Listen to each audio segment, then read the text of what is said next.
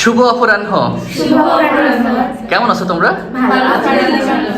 আমিও ভালো আছি, কিন্তু এখন আমি মন্দ হয়ে যাব যদি বাড়ির কাজগুলো ঠিক মতো না বলতে পারো।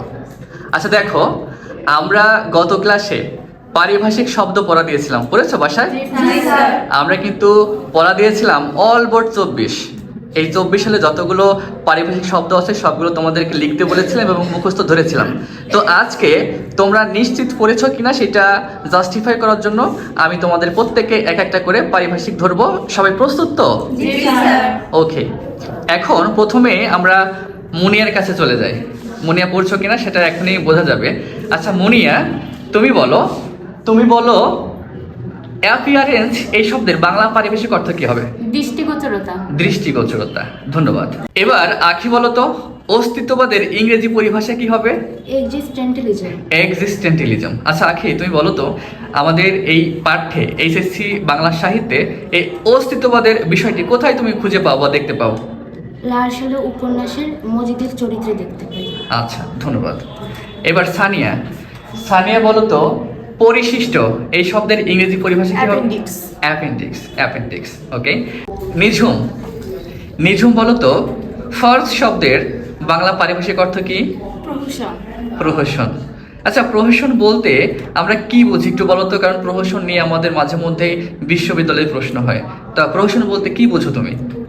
এটি হচ্ছে নাটকের একটি শ্রেণী বা ছোট নাটক, হ্যাঁ। যেখানে লেখক তার বক্তব্য হাস্যরসিকতার মাধ্যমে প্রকাশ করে।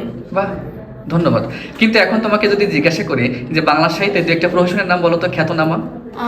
মাইকেল মধুসূদন দত্তের বুড়ো শরীকে ঘাড়ের রো আর একি বলে সভ্যতা। বাহ, ধন্যবাদ।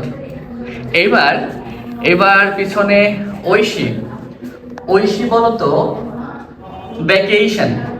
ভ্যাকেশন শব্দের বাংলা পারিভাষিক অর্থ কি? অবকাশ। যদি কখনো ভোকেশন আছে তাহলে ওটা কি লিখবো উত্তরটা? পেশা। তাহলে ভোকেশন হলো পেশা আর ভ্যাকেশন হচ্ছে অবকাশ বা ছুটি। এরপর পূজা বলো তো প্রিন্সিপাল, PRINCIPLE, এই প্রিন্সিপাল শব্দের বাংলা পারিভাষিক অর্থ কি? নীতি। যদি কখনো দেখো যে প্রশ্নে PAL আসছে প্রিন্সিপাল, তখন কি উত্তর লিখবা? অধ্যক্ষ, ধন্যবাদ। সর্বশেষ আমাদের